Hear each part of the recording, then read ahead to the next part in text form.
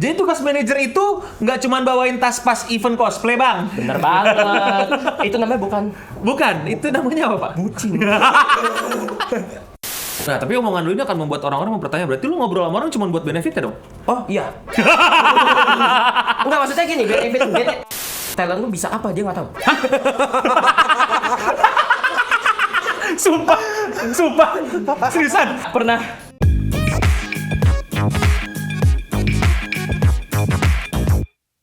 Halo Wibu Dinel, selamat datang lagi di Podcast Indonesia Waktu Indonesia Wibu. Woo! Bersama host favorit kalian, Eno Bening, Wibu Tua, Dewa Anime, Admin Yami. Gua Dika, streamer Rama. Jadi mungkin awal-awal kalian bingung dia siapa dan kenapa dia, tapi gue jamin episode kali ini seru banget karena kita akan ngebahas serba-serbi behind the scene dunia influencer, YouTuber, dan serta VTuber, bro! Let's go. Oke, kenalin. Nama gue Renaldi Putra, ada channelnya Renaldi Putra juga, atau biasa dikenal dengan Remy. Gue masuk dunia YouTube tahun 2015. Itu pun cuma, ya kayak mabar-mabar biasa lah sama teman-teman. Tapi semakin kesini, sampai sekarang pun masuk dunia YouTube, gue belajar banyak tentang dunia YouTube itu sendiri. Dan mungkin gue bakal share beberapa ke kalian juga. Nah, tepuk tangan dong. Tadi dia bilang main sama teman-teman. Dia nggak mau nyebutnya teman-temannya itu siapa kan? Nah, kira-kira nih, kalau misalnya lu jelaskan nih pekerjaan lu gitu yang bukan YouTube gitu, lu mau disebutnya sebagai apa? Manajer kah atau apa? Sebenarnya kalau misalkan gue sendiri itu sebenarnya sekarang videographer, video editor, dan juga fotografer. Intinya gue tuh masuk dunia kreatif. Nah, manajernya? Manajer itu sebenarnya side hustle. Side hustle. Nice. Dan sebenarnya ini cukup aneh. Dan kalau lo mau bilang kayak, wah berarti manajer belajar dari mana? Enggak, gue belajar otodidak sebenarnya. Semua tuh bener-bener belajar otodidak. Oh, jadi lu sebenarnya nggak ada skill jadi manajer sebelumnya? Sebelumnya nggak ada. Cuma kayak, lo mau gak ambil ini? Gue take a chance itu, yaudah. Tapi sembari gue take a chance itu, gue belajar. Kayak gue research sendiri, gue belajar sendiri, gue cari tahu gimana sih caranya supaya gue bisa gitu. Kasarnya kayak gitu. Dan sekarang menurut lu bisa? Sangat. Shout out to talent manager. Oke, jadi sebelum jadi manajer, lu adalah seorang videographer. Video editor. Sekarang kerjaan lu lebih banyak mana? Manajer apa video editor? Sebenarnya masih video editor dan videographer sih. Manajernya benar-benar side hustle. Masih side hustle karena kan. Tapi kok jumlah talent lu udah 12? Nah, side hustle dari mana tuh? Wow. Jadi gini. Side hustle ya kan. Makanya kan manajer kan beda ya. Kalau kita ngomong manajer kan, gue kan bukan manajer yang kelonin setiap hari. Gitu. Gua kan kelonin itu apa bahasa? Kelonin itu bahasa simpelnya tuh kayak lu maintain setiap hari. Kayak gimana? Ntar dia berkembang biak, iya, berkembang biak. Jadi asis gitu. Iya, tau lu suruh dia entah berkembang biak sama siapa kan lu enggak gitu. Lu cuman kayak manajer begitu? Enggak lah, bodoh. Lu kata gua mainin cupang. Dia bercanda sama serius susah bedain anjir.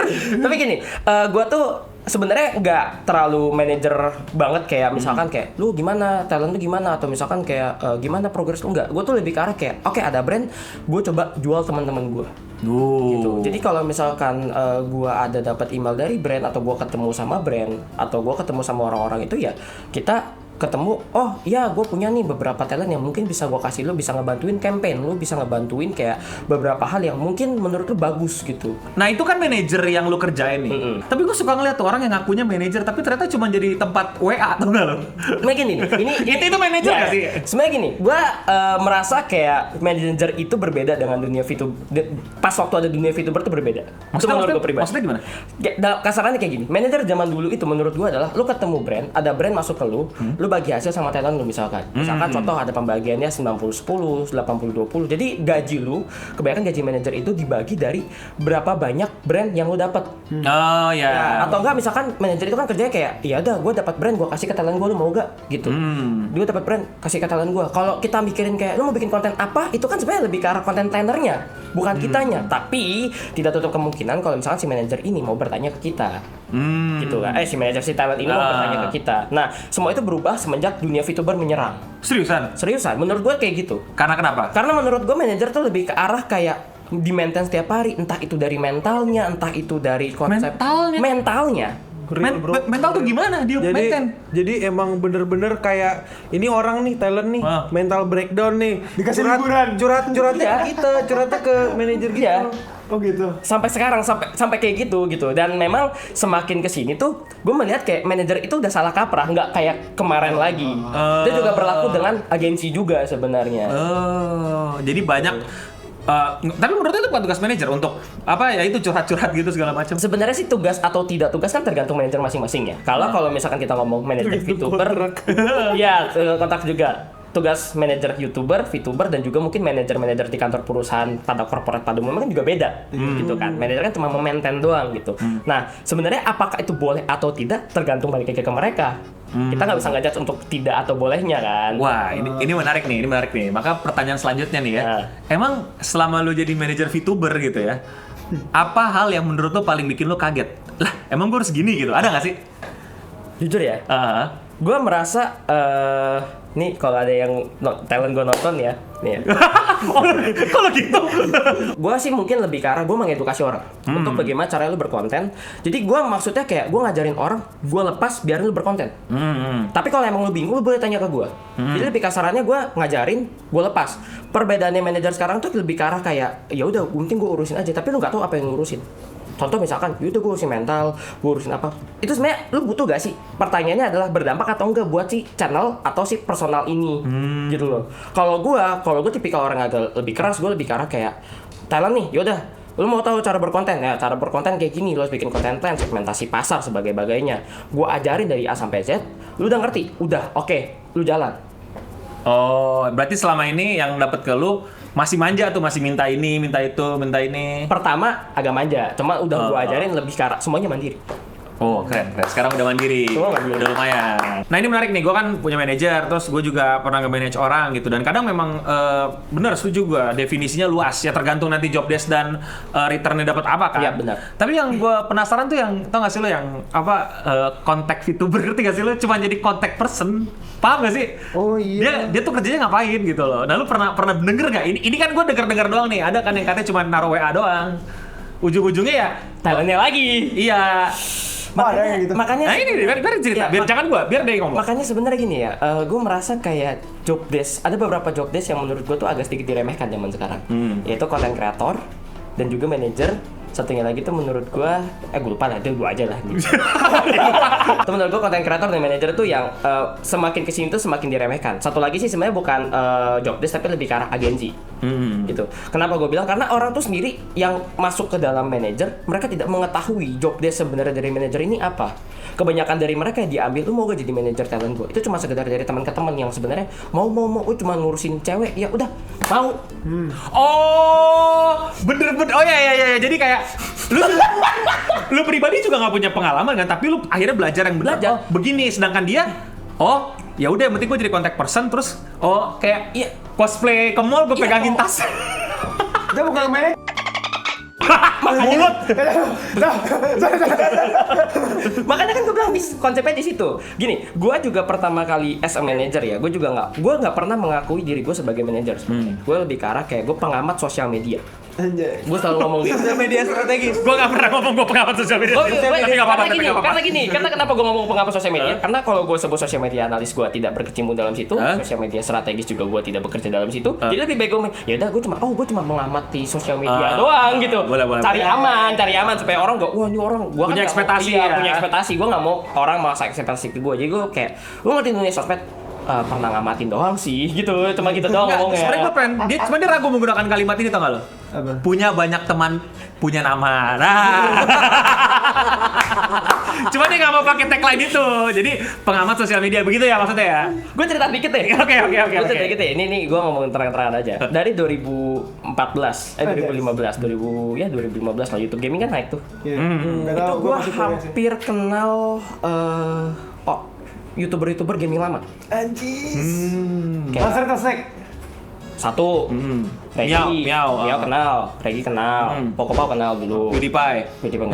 Loh, Kan gaming. Nggak nyampe keluar gitu, nggak nyampe gitu. Nah, baru kan terus sampai ketemu sama ya YouTuber dari kecil gede yang dari bahkan gue kenal Sonali Baba sama Gogogoy itu dari Gogogoy masih. Kau kenal? Kenal gue. Bisa kali undang ke sini.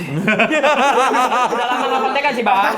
Udah lama nggak kontekan. Sonali Baba tuh dulu masih baru bikin channel JJ Adril juga. Jadi emang benar-benar dari situ kenal Dunismi juga, channel-channel yang Gamers Jati juga kenal pas waktu itu. Jadi emang channel-channel yang awal-awal naik, terus kenal Milia. Dari kenal Milia, kenal teman-teman yang lain gitu. Sebenarnya lebih ke arah kayak emang kenal mereka, dan sebenarnya nggak pernah berpikir kayak aku mau jadi manajer YouTuber, nggak pernah. Ya kayak udah gue ikut main, tapi kayak satu sisi yang lain tuh gue sering denger kayak pembahasan YouTube itu seperti apa, manajer itu seperti apa, sosial media itu seperti apa, gimana sih cara dapat AdSense gede, AdSense gede bagaimana, sebagai itu yang ngebuat gue kayak makin penasaran dunia itu sebenarnya seperti apa sih. Jadi makanya gue sebutnya gue pengamat. Berarti bener pengamat tuh. Dan bener sih, dan dia itu dengar langsung dari ke konten kreatornya. Iya. Jadi dia butuh apa sih konten kreatornya, dan gue bisa bantu nih yang di sini, di situ. Sedangkan kasus yang kita biasa lihat kalau gue pribadi ya lihat ya gitu ya, bener-bener jadi contact person karena si konten kreatornya nggak tahu fungsi manajer apa, tapi kok ngeliat temen-temennya punya manajer yang mau jadi manajer, tujuannya bukan buat jadi manajer tapi mau jadi pacar kan. Nah, FOMO. Pengen punya manajer juga, padahal ini orang mau ngedeketin. Iya, itu kasus ya, bukan kasus lah. Itu taktik lama cowok-cowok, bro. Taktik lama cowok-cowok lah. soalnya gini. Dipakai juga di VTuber, bro. Percaya sama aku. Seriusan? Iya, literally. Nama. Kayak gini, gue juga sering ketemu sama konten kreator yang sebenarnya mereka mempertanyakan lagi, emang gunanya manajer itu apa sih? Ya. Sayang sekali. Dan dia udah punya manajer? Belum. Oh belum. Jadi makanya dia mempertanyakan itu, gunanya manajer itu sebenarnya apa sih? Nah makanya akhirnya gue bilang kan, gue pernah jelasin ke dia kayak gini, manajer itu pada dasarnya adalah jual talent, jual red card itu ke brand. Menjual untuk lu dapat duit dari brand. Itu menurut lo ya, Itu menurut gua pada basicnya. Karena kan sekarang gini deh, konten kreator kan udah sibuk untuk bikin konten. Iya. Kita nggak mungkin dong kayak konten kreator udah harus emailin orang atau ketemuan sama orang, kan itu pasti bom-bom waktu buat mereka. Makanya gue yakin di luar sana juga banyak konten kreator yang diajak buat event atau diajak buat apa, mereka memilih untuk udah perwakilan gue aja yang datang. Itu manajer mereka yang datang untuk apa, ketemu sama brand, ngomong.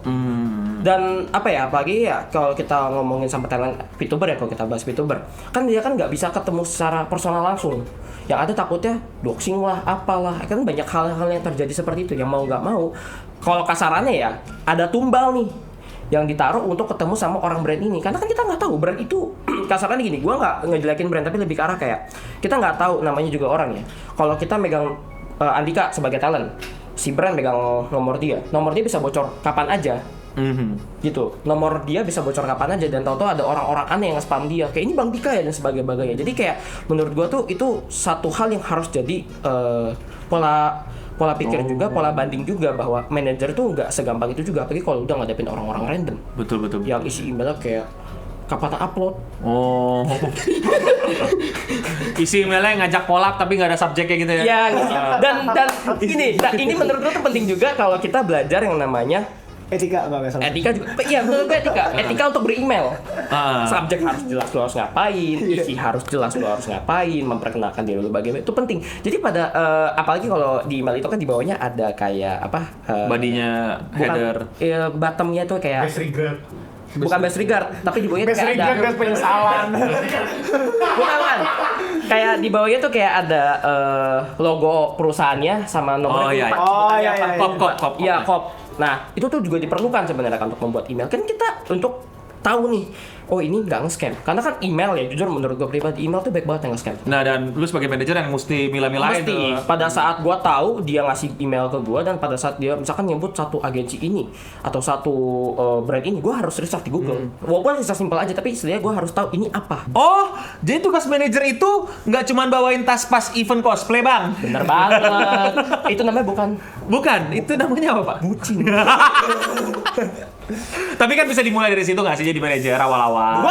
Gua nggak merasa itu, gue gini ya. Gua positive thinking nih. Gue berusaha Tapi untuk ini. bisa lah. Bisa lah, masa dari awal belajar dia memahami bawain talentnya, tas dulu dong. sambil ketemu orang-orang. Namanya juga kreator kecil belum ada brand mungkin. Kalau misalkan elunya punya talent cosplayer, gua akan ngambil positif nih ya. Bisa mungkin. Untuk Bisa. ketemu orang dan ngomong. Tapi lu tahu gak sih, kebanyakan kenalan manajer itu orangnya introvert. Ketemu orang, iya. Nah, Ini siapanya? Manajernya. Yang literally harusnya lu yang membangun koneksi ke talent lu dan juga ini. Jadi talentnya kayak, ya halo. Malah talentnya yang Iya, jadi talentnya yang kayak, weh halo, gimana kabar? Sedangkan si manajernya di belakang kayak pegangan tas kayak, iya. masih belajar ya. masih belajar. Lu jangan gitu loh. Sorry. perubahan tidak perlu instan. Tidak bisa instan bro, siapa tahu baru hari Sabtu bro jadi manajer bro. Iya, baru kemarin. Dari Sabtu literis baru kemarin bro. Gak mau sabar lu mah, sama orang mah buru-buru banget. Loh, karena gue dididik dengan terburu-buru. Gue dididik dengan harus cepat. Makanya gue kalau misalkan orang udah kayak ngomong, wah Remy hebat ya bisa public speaking sebagai anjing gitu kayak gitu belajar tuh. Gue gue bikin channel YouTube kan, gue iseng bikin channel YouTube. Lu tau gak alasannya kenapa? Karena teman-teman gue bikin channel aja. Ya biar tahu kan. Biar maksudnya gini loh, gue merasa kayak kalau lu nggak nyemplung langsung, lu nggak akan tahu lapangan seperti apa. Iya, jadi lu rasa jadi konten kreator tuh gimana? Jadi tahu apa kebutuhan si konten kreator yang lu manajerin kan? Dan gue kan, walaupun kan gue nggak mungkin megang channel itu kan menurut gue udah privasinya mereka. Jadi notabene gue bikin channel sendiri biar gue bisa membaca nih analitik YouTube gue bagaimana, bikin TikTok sendiri, bikin Instagram sendiri. Buat apa? Buat bisa nih ngebaca analitik nih, oh yang ini yang penting untuk dibaca dan sebagainya. Penonton gue dari mana aja sih, penonton gue nonton apa aja sih, konten apa aja yang suka penonton gue, segmentasi apa, umur berapa. Jadi kan kita harus bisa baca di situ. Kan kebanyakan mereka baca ini apa nih, statistik semua, bingung, tolong. Maksud gue ya begitu, kurang belajar. Kurang belajar. Belum. Masih baru.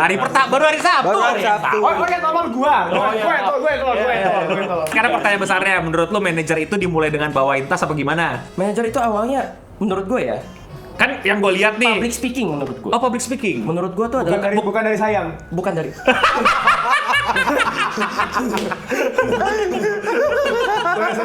Kurang ajar. Ntar kita bahas itu. Tapi nggak serius menurut lu. Jadi bawain tas itu nanti gitu. karena bawain tas itu bukan satu job desk menurut gue, itu cuma Itu kayak job desk. itu bukan job desk menurut gue, lebih kan Bro. Tapi Bro, itu job desk. fuck you. Coba itu job desk banget, Rem. Anjing kok oke lah. Ya, gue mau ngebelain Remy. Gak usah. Berbeda. Oh, ya udah, Karena coba. gue sebagai talent ya, kadang butuh dibawain, kadang nggak butuh memang. Awas kau minta bawain tasmu sama kita ya.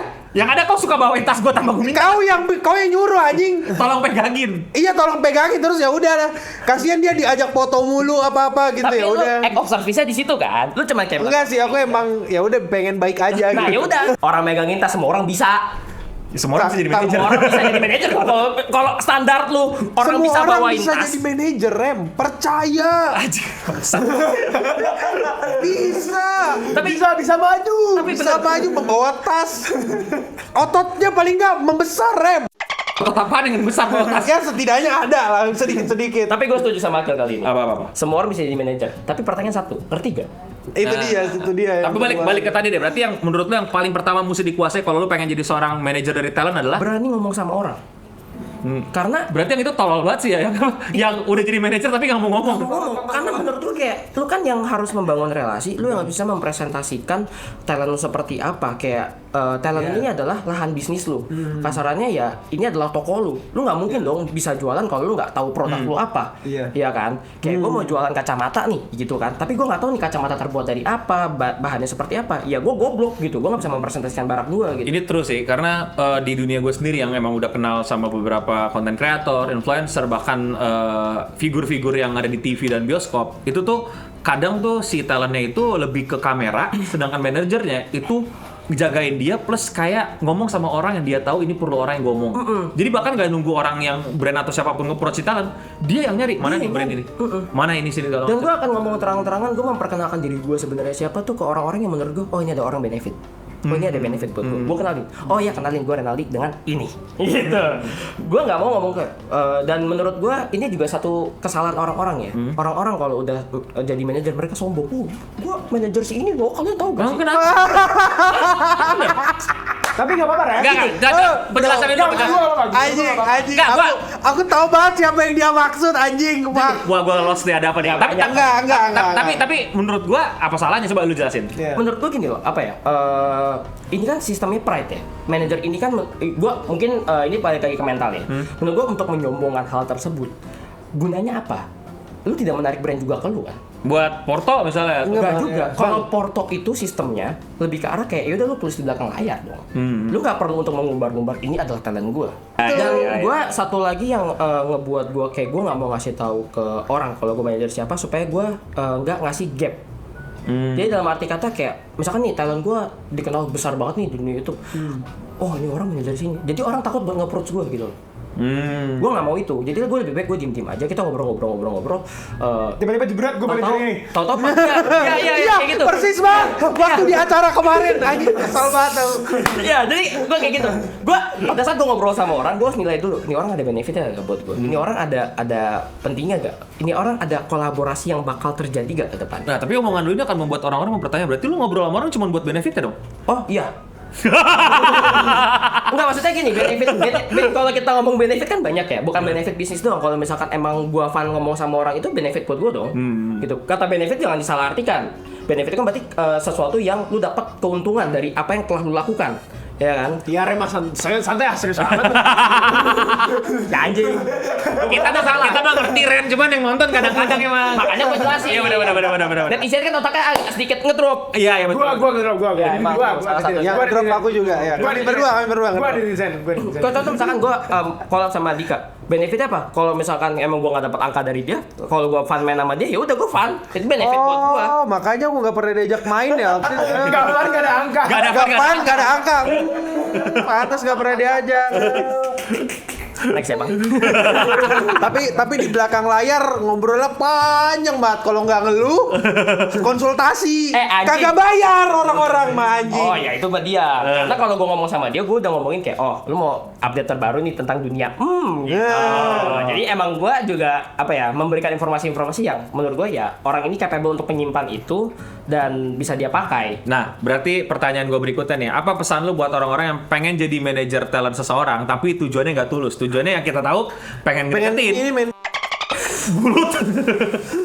apa ya? Ya Aku pengen nggak tahu pengen bakalan nge-sim apa gitu. Dan ini gue nggak usah pura-pura bego lalu pada ini banyak banget dari zaman era wibu belum segede ini. Dari sebelum Covid tuh udah banyak tuh kasusnya tuh deketin talent biar jadi manajer padahal isi hati pengen jadi pacar gitu. Iya.